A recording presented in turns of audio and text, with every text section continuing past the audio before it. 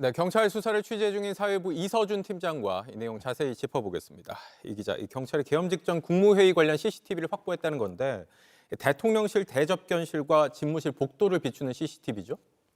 네, 그렇습니다. 지난해 12월 3일 밤 윤 전 대통령은 집무실에 있었고 한덕수 당시 국무총리와 국무위원들은 이 대접견실로 속속 모여들었습니다. 네.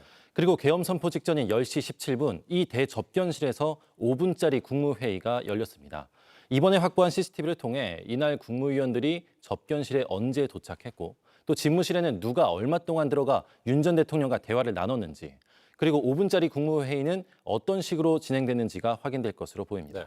그런데 경찰이 CCTV 영상을 확인해 봤더니 그동안 국무총리, 당시 경제부총리, 행안부 장관이 그동안 밝혔던 당시 국무회의 상황과 다른 점들이 있더라라고 밝힌 거죠?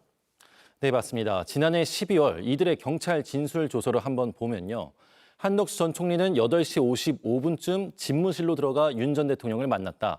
안에 누가 더 있었는지는 기억이 나지 않는다고 했습니다. 이상민 전 장관은 8시 40분쯤 집무실로 바로 들어갔더니 이 법무장관, 국방장관이 있었고 1, 2분 뒤 국무총리도 들어왔다고 했습니다. 최상목 전 부총리는 9시 55분쯤 도착했고 집무실로 들어가 5분에서 10분 정도 윤 전 대통령을 말렸다고 했습니다. 근데 이 세 사람 모두 도착하기 전까지는 계엄을 전혀 몰랐고 계엄에 반대했다면서 내란 가담 혐의를 적극 부인해왔습니다.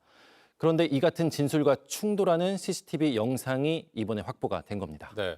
어떤 점이 충돌하는 건지는 추가적으로 구체적으로 확인을 해봐야겠지만 이들이 그동안 계엄과 관련해서 제대로 밝힌 게 맞나? 이렇게 논란이 예상되는 부분이에요. 특히 이 한 전 총리와 최 전 부총리는 이 탄핵 국면에서 대통령 권한 대행을 맡았습니다. 두 사람은 헌법재판관을 임명하지 않는다거나 경호처에 윤 전 대통령 체포 방해를 방관하는 등 탄핵 심판과 내란 수사에 협조하지 않았다는 지적을 받아왔습니다. 네. 그래서 민주당 등은 이들을 내란 방조범, 내란 공범으로 강하게 비판을 해왔는데요.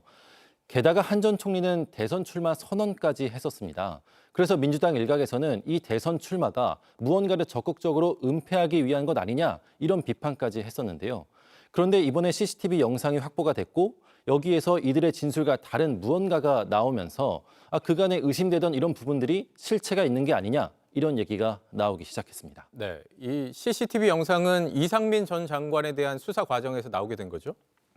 네, 그렇습니다. 언론사 단전 단수를 지시한 이 내란 중요 임무 종사 혐의 압수수색 영장입니다. 이 전 장관은 수사기관에서는 사전에 몰랐다, 반대했다며 선을 그어왔는데요. 그런데 탄핵 심판에서는 계엄 국무회의를 일부 옹호하는 듯한 증언을 하기도 했습니다. 들어보시죠. 이번 국무회의처럼 실질적으로 국무위원들끼리 열띤 토론이나 의사전달이 있었던 것은 처음이었고요. 네, 이 전 장관은 계엄 해제 당일 삼청동 안가회동의 멤버이기도 하고요. 충암고 후배로 윤 전 대통령의 최측근이기도 합니다. 이 전 장관의 진술과 증언이 CCTV와 다르다면 이 관련 수사의 속도가 붙을 전망인데요. 마침 경찰은 삼청동 안가 CCTV도 넘겨받기로 해서 이 전 장관과 관련된 수사는 계속 이어질 걸로 보입니다. 네. 여기까지 듣겠습니다. 이서준 기자였습니다. JTBC 뉴스를 시청해 주신 여러분 고맙습니다. 저희는 저녁 6시 30분 뉴스룸에서 뵙겠습니다.